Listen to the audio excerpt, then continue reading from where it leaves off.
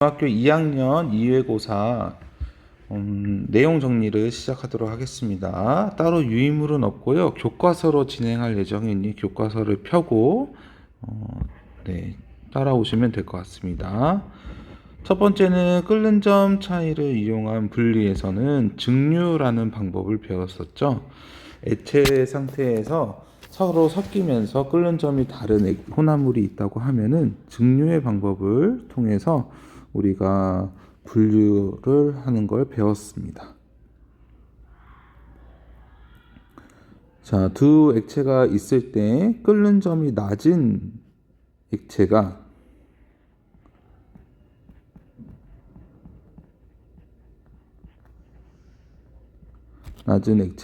끓어 나오기 시작하겠죠? 그 끓어 나온 액체는 찬물에 닿아서 기체 상태에서 액체 상태로 변하게 되고요. 그러면은 두 액체를 분류할 수 있었습니다. 증류 실험 장치에서 끓임 쪽 부분도 있는데요. 끓임 쪽은 액체 물질이 갑자기 끓어오는 것을 방지합니다. 갑자기 끓어올리면 끓는 점이 높은 녀석도 같이 끓어서 기체가 돼버릴 수 있겠죠. 그러니까 천천히 끓고 온도를 유지하려면 끓임 쪽이 있어야지만 그게 가능합니다. 자, 증류 방법의 또 다른 예로는 그 증류탑이 있었어요. 원유라는 것은 끓는 점이 다른 여러 가지 물질들이 혼합되어 있는 혼합물인데 이 원유를 끓는 점의 차이를 통해서 분류하는 걸 증류탑이라고 했습니다.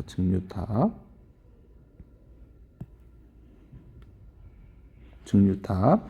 증류탑에서는 석유가스, 휘발유 이 순서를 외우는 게 아니고 맨 윗부분에서는 끓는 점이 낮은 물질이 끝까지 기체가 돼서 올라갈 수 있고요.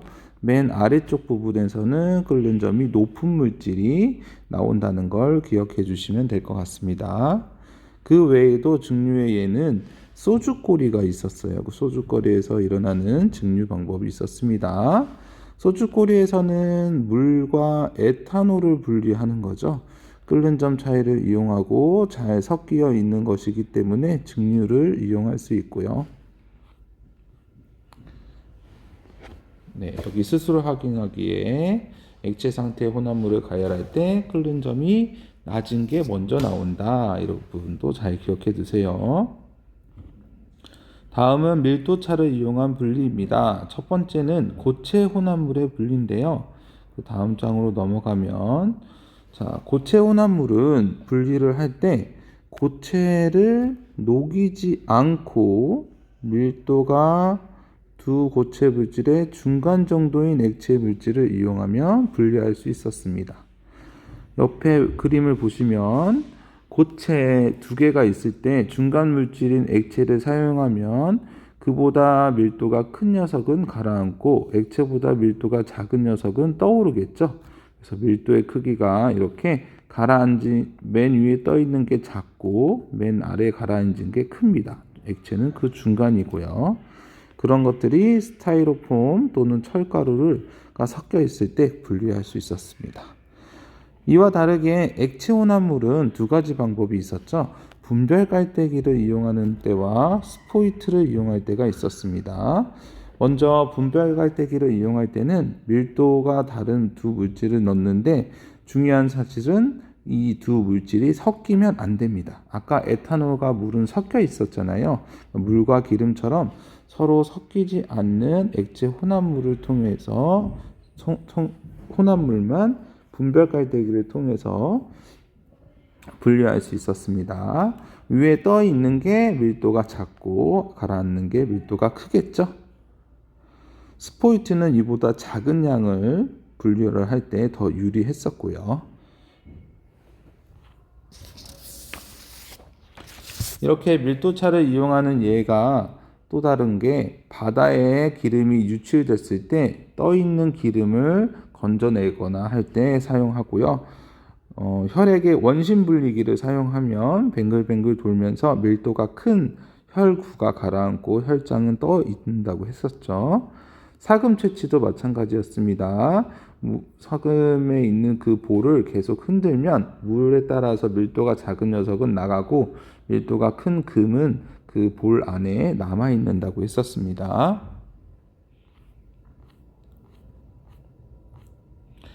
자, 다음은 재결정을 이용한 분류입니다. 재결정.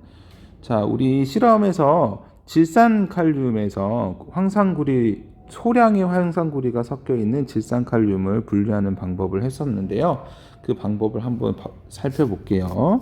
일단 40도씨의 따뜻한 물에 질산칼륨과 황산구리를 모두 녹입니다. 그러곤 이 물을 얼음물에 넣어서 온도를 낮추면 석출이 된다고 했었죠. 이 석출될 때는 양이 적었던 황산구리는 석출되지 않고 양이 많았던 질산칼륨만 석출이 되고요. 그 석출된 거를 거름장치로 걸러내면 순수한 질산칼륨을 얻을 수 있었어요. 여기서 이제 글로 한 번 더 살펴보면 적은 양의 황산구리가 섞여 있는 질산칼륨이에요. 적은 양입니다. 그때 처음에는 높은 온도의 물에 다 녹이고 용액의 온도를 낮추면 질산칼륨만 석출됩니다. 왜 질산칼륨만 석출되냐? 황산구리는 양이 매우 적기 때문에 포화 상태까지 이르지 않아요. 온도를 낮추더라도. 그래서 용액 속에 계속 녹아 있어서 황산구리는 석출되지 않고 질산칼륨만 석출이 됩니다. 이러한 방법을 재결정이라고 하죠. 재결정의 예에는 천일염에 섞여 있는 흙과 티끌 같은 불순물을 제거할 때 또는 합성한 약품을 정제할 때 등의 재결정이 쓰인다고 저번에 가르쳐 드렸죠. 자, 마지막으로 크로마토그래피를 이용한 분류예요. 자, 크로마토그래피는 용매를 따라 이동하는 속도가 다른 성질을 이용해서 분류하는 방법을 크로마토그래피라고 합니다. 크로마토그래피의 특징은 선풍물질의 성질이 매우 비슷해도 분리가 가능하고요. 양이 매우 적어도 그리고 아주 간단하게 빠른 시간 안에 분류할 수 있다는 게 특징입니다. 그렇게 크로마토그래피를 이용하는 예에는 약물 복용 검사를 할 때, 의약품의 성분을 분리할 때, 단백질 성분을 검출할 때, 이럴 때 크로마토그래피가 이용됩니다. 수업 시간에 말해줬지만 233페이지에 있는 8번을 한번 보시라고 했어요. 자, 8번 문제는 뭐냐면 가나다라라는 순수한 물질을 크로마토그래피에 그리고 혼합물, 우리가 뭐가 섞여져 있는지 모르는 혼합물을 크로마토그래피에 해본 거예요. 가를 보시면 같은 시간 동안에 요만큼 이동을 했고 나는 이만큼 많이 이동했네요. 다는 두 번째였고 라는 제일 조금만 이동을 했네요.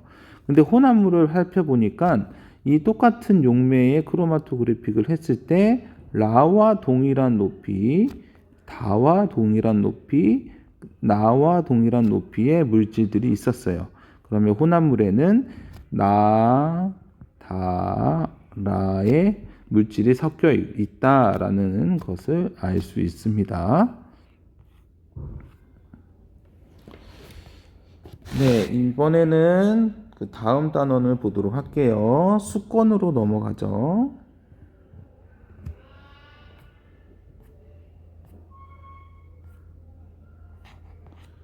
자, 수권에서는 처음에 수권을 이루고 있는 그 물질들 상태들의 특징을 여러분들이 알아보셔야 됩니다. 첫 번째는 빙하, 담수이면서 고체 상태가 있다는 거. 고체 상태면 바로 이용하지 못하겠네요. 그리고 극지방과 고산지대에 있고 담수 중에 가장 많다는 특징이 있습니다. 하천수는 담수이면서 액체이기 때문에 바로 이용할 수 있는 특징이 있고요. 해수는 짠맛이 나기 때문에 바로 이용하기가 어렵네요. 그런데 수건 중에서 가장 많은 분포를 차지하고 있고, 지하수는 액체의 땅 속에 있고 짠맛이 나지 않기 때문에 담수유라는 뜻이죠. 이게 바로 이용할 수 있습니다. 그리고 호수는 담수이면서 액체이기 때문에 깨끗하면 바로 이용할 수 있다는 특징이 있어요. 이렇게 수건은 비율이 다 다른데, 일단 수건 내에서 가장 많은 양을 차지하는 건 해수입니다. 해수가 97.47%를 차지하고 있고요. 그 다음에 2몇 %밖에 되지 않는 담수 중에서 가장 많은 비율은 빙하가 차지하고 있죠. 그래서 수건에서 가장 많은 양 또는 담수에서 가장 많은 양, 이 두 개를 비교해서 여러분들이 답할 수 있어야 됩니다. 이렇게 자원으로 사용되는 물을 수자원이라고 하는데요. 수자원의 특징 중에 하나가 하천, 호수, 지하수 같은 것은 바로 사용할 수 있지만 해수와 빙하수는 바로 사용할 수가 없습니다.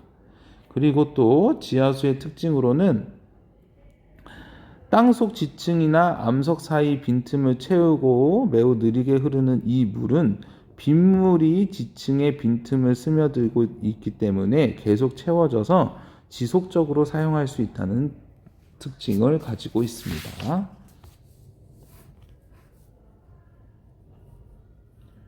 네, 또 다음으로 넘어가서 가장 많은 비중을 차지하고 있는 수건을 한번 살펴보면요. 일단 우리가 깊이에 따른 수온의 변화를 봤었죠. 이 그래프를 봤었는데, 여기 나와 있는 것처럼 해수면 부근에서는 태양 복사 에너지가 흡수되고 있기 때문에 수온이 높아요.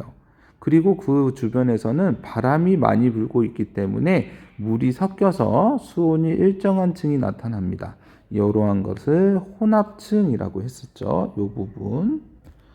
그 다음에 태양 에너지가 덜 도달하면서 수온이 약해지는 층을 수온 약층이라고 하고요.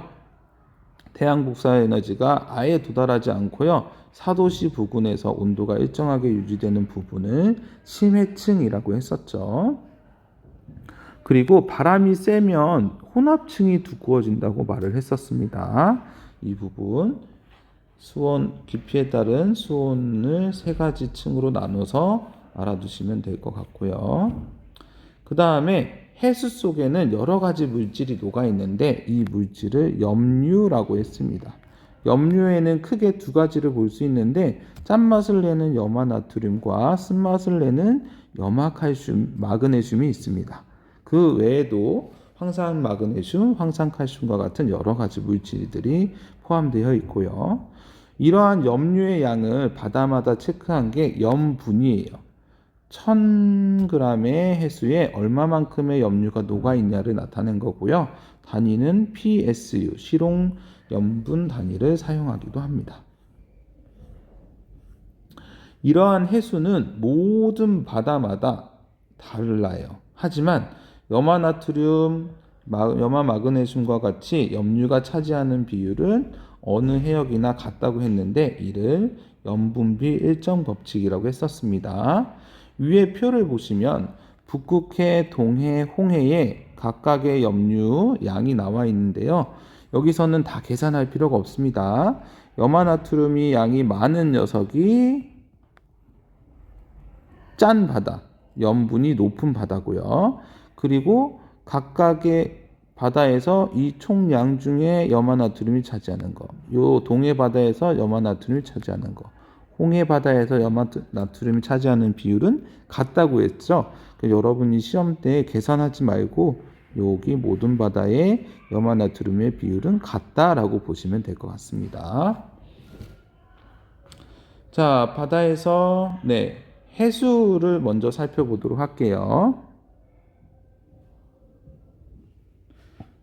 자, 해류를 알아보기 전에 해류가 무엇인지 먼저 봐야겠죠. 바다에서 일정한 방향으로 나타내는 지속적인 해수의 흐름을 해류입니다. 일시적인 게 아니고 일정하게 한 방향으로 계속적으로 이루어지고 있는 흐름 자체를 해류라고 합니다. 우리나라 주변에는 세 가지 해류가 있습니다. 일단 해류에는 난류와 한류가 있죠. 저위도가 뜨거운 적도 지방이고요. 고위도가 추운 지방이에요. 저위도에서 만들어지는 난류, 고위도에서 만들어져서 저위도로 내려오는 한류가 있어요. 우리나라 주변에는 세 가지 난류, 한류가 있는데요. 쿠로시오 해류에서 갈라진 동안 난류와 황해 난류가 있고요. 북한 지역에서 내려오는 북한 한류가 있습니다. 이 동안 난류와 한류, 차가운 한류와 따뜻한 난류가 만나면 조경수역이 만들어져서 좋은 어종을 만든다고 했었죠. 이게 우리나라 동해안 지방에 형성되고 있습니다. 그리고 이 바닷물은 조석 현상이 있다고 했었습니다. 조석 현상이 뭐냐? 밀물로 해수면이 높아질 때를 만조라고 하고 해수면이 썰물로 낮아질 때를 간조라고 하는데, 만조와 간조, 이게 주기적으로 높아졌다 낮아졌다 하는 현상을 조석 현상이라고 합니다. 그때 만조와 간조의 차이를 조차라고도 하고요. 여기 조차. 이 만조와 간조는 하루에 2번씩 일어납니다. 여기 그래프를 보시면 이게 하루의 그래프인데 해수면이 낮은 간조 2번, 만조 2번이 되어 있죠. 이렇게 만조와 간조로 인해서 우리가 바다를 이용할 수 있는데요. 갯벌 체험과 같은 때는 간조를 이용해야 되고요. 어선이 물 밖으로 나가서 고기를 잡아올 때는 만조일 때 나갈 수 있겠죠. 그리고 이 조차라는 만조와 간조의 차이는 날마다 똑같은 게 아니고요. 이렇게 줄어들기도 하고 늘어나기도 합니다. 네, 이렇게 해서 해수와 관련된 부분을 끝냈고요. 마지막으로 열과 관련돼서 알아보면 시험 범위가 모두 끝날 것 같습니다. 자, 온도에 따른 입자의 운동. 자, 여기 보시면 그림에서 똑같은 잉크가 뜨거운 물과 찬물에 넣었을 때 퍼져나가는 속도가 다른 걸 볼 수 있죠. 그 이유는 뜨거운 물에 넣은 잉크는 물 입자가 활발하게 움직이고 있기 때문에 잉크가 퍼지는 확산에 도움을 주고요. 차가운 물에 넣었을 때는 차가운 물 입자가 둔하게 움직이기 때문에 물 입자가 잉크가 퍼져나가는 확산에 도움을 조금 덜 주고 있기 때문에 두 물질에서 잉크가 퍼져나가는 속도가 달라지게 됩니다. 이렇게 물질을 구성하는 입자가 끊임없이 운동하고 있기 때문에 이 입자의 운동을 가지고 온도를 나타내기도 하는데, 중학교에서는 온도를 물체를 구성하는 입자의 활발한 정도로 나타내고요. 운동이 활발할수록 온도가 높고 입자 운동이 둔할수록 온도가 낮다라고 했고요. 그렇게 한 온도는 2가지 단위로 씁니다. 섭씨 온도와 켈빈 온도로 사용되고 있습니다. 자, 이러한 열은 추상적인 개념인데 어떠한 물체의 온도가 변했다라고 했을 때 온도가 떨어진 것을 열이 방출되었다. 온도가 올라간 것을 열을 흡수되었다. 이렇게 표현할 때 열이라는 개념을 쓰는데요. 이러한 열은 이동을 합니다. 일단 열의 이동은 고온에서 저온으로 항상 이동을 하고요. 이때 이동 방법에 3가지 방법이 있습니다. 먼저 전도. 고체 물체에서 입자의 운동이 이웃한 입자의 차례로 전달되는 것을 전도라고 합니다. 고체 입자는 옆에 있는 입자들로 고정되어 있으니까 이동을 못 하겠죠. 그래서 자신의 진동을 옆에 진동으로, 옆에 입자의 진동으로 전달하는 걸 전도라고 합니다. 그러한 예로는 방바닥 같은 고체가 따뜻해지는 걸 말할 수 있고요. 두 번째는 대류입니다. 대류는 고체와 다르게 액체와 기체, 움직일 수 있는 액체와 기체의 상태의 입자가 이동하면서 열을 이동시키는 방법을 대류라고 합니다. 난방기를 켰을 때 공기가 따뜻해져서 위로 올라가는 거, 찬 공기, 에어컨을 켰을 때 찬 공기가 내려와서 실내 전체를 시원하게 하는 거. 네, 이러한 것들이 대류로 볼 수 있겠죠. 자, 다음은 복사입니다. 아까는 고체, 액체, 기체가 열을 전달해주는 역할, 전달 물질인 매질이 있었는데 이 복사에서는 매질이 없습니다. 열이 물질의 도움 없이 직접 이동하는 방법을 복사라고 합니다. 지금 그림과 같이 화로에서 손을 갖다 댔을 때 따뜻한 열기가 느껴지는 거, 햇빛이 비치는 곳에 있을 때, 난로 가까이 있을 때, 이럴 때 따뜻함을 느끼는 것은 복사 형태로 열이 이동해서 열을 전달하고 있는 상태입니다. 이러한 열의 이동, 전도, 대류, 복사를 잘 조절하면은 우리가 생활하는데 편리하는데 이 열의 이동을 막는 것을 뭐라고 하냐면 단열이라고 합니다. 단열의 예로 이쪽 부분에 수업 시간에 정리했던 부분이 있죠. 예를 들면 창문의 유리창은 이중창을 설치하면 이중창 사이의 공기층이 전도로 빠져나가는 열을 막을 수 있다. 왜냐하면 유리는 고체인데 공기는 기체잖아요. 그래서 중간에 기체가 있으면 전도를 막아주는 역할을 하고요. 방바닥을 사용할 때는 전도가 잘 되는 물질을 사용하면 열을 더 잘 전달할 수 있다. 또는 벽에서는 스타이로폼 같은 물질을 넣으면은 전도로 빠져나가는 걸 막을 수 있고, 알루미늄 호일과 같은 것들을 사용하면은 복사 형태로 빠져나가는 걸 반사시켜서 열이 빠져나가는 걸 방지할 수 있다고 했었습니다. 그리고 이러한 방법으로 냉난방기구를 효율적으로 사용할 수 있는데, 온풍기 같은 경우에는 따뜻한 바람이 나오죠. 따뜻한 바람은 위로 올라가는 성질이 있기 때문에 온풍기를 아래쪽에 설치하고요. 에어컨 같은 경우에는 찬 바람이 나오는데 찬 공기는 아래로 흘러가려는 성질 때문에 위쪽에 설치하는 방법이 있었습니다. 이렇게 냉난방기구를 효율적으로 사용할 수 있었고요. 아까 열이 이동한다고 했죠. 고온에서 저온으로 이동을 하는데 이 열은 항상 영원히 이동하는 건 아닙니다.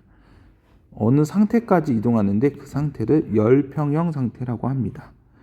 온도 차이가 있을 때 열이 이동하겠죠. 고온에서 저온으로 간다는 뜻은. 그렇기 때문에 온도 차이가 없는 상태가 되면 열이 이동하지 않아요. 그 부분이 온도가 높은 물체에서 낮은 물체로 열이 이동하여 두 물체의 온도가 같아지면, 온도 차이가 없어지면 그때는 열이 이동하지 않기 때문에 이때를 열평형이라고 합니다. 이 열평형을 설명할 때는 온도를 가지고 개념을 말할 수도 있는데 그거 말고도 입자의 운동을 가지고 말할 수도 있습니다.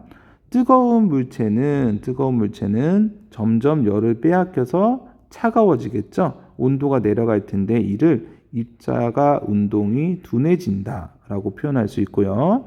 찬물의 경우에는 뜨거운 물로부터 열을 받아서 온도가 점점 올라갈 텐데 그때 찬물은 입자의 운동이 점점 활발해진다라고 표현할 수 있습니다. 그래프에서 보는 것처럼 뜨거운 물은 온도가 감소하고 찬물은 온도가 증가하면서 어느 정도가 되면 한 점에서 만나게 됩니다.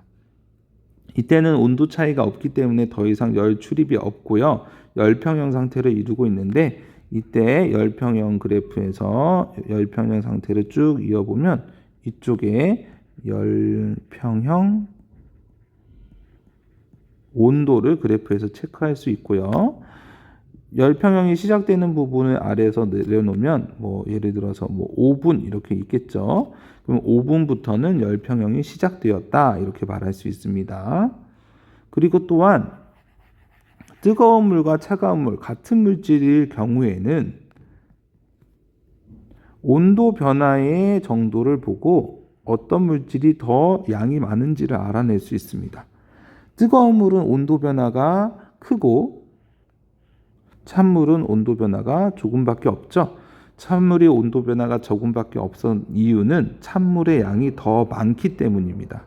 뜨거운 물에서 열이 빠져나간 걸 찬물이 흡수할 텐데 찬물의 양이 많으면 뜨거운 물이 많이 보내더라도 찬물은 조금만 온도가 올라가겠죠.